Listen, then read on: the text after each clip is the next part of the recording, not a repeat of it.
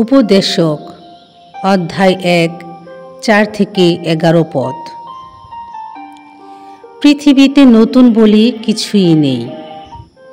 একটা যুগ যায় আর একটা যুগ আসে, কিন্তু জগৎ সে তো চিরস্থায়ী।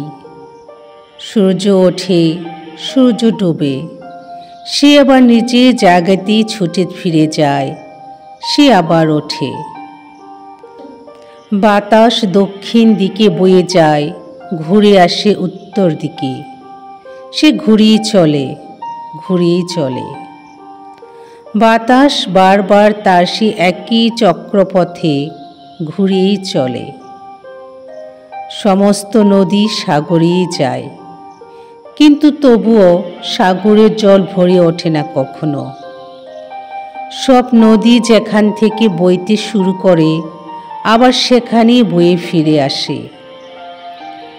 সব কিছুই শেষে ক্লান্তি জাগায় মনে। সে কথা মানুষ ভাষায় বোঝাতেও পারে না। দেখে দেখেও তৃপ্ত হয় না চোখ, শুনে শুনেও ভরে ওঠে না কান।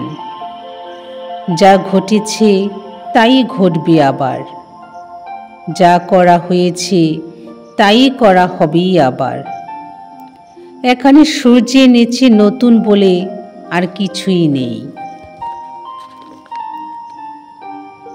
যদিও বা তেমন কিছু ঘটে যার বিষয়ে বলা হয়, এই দেখো এটা কিন্তু নতুন, আসলে তা কিন্তু অনেক আগেই ঘটে গিয়েছিল, আমাদের এই যুগের আগেই ঘটে গিয়েছিল।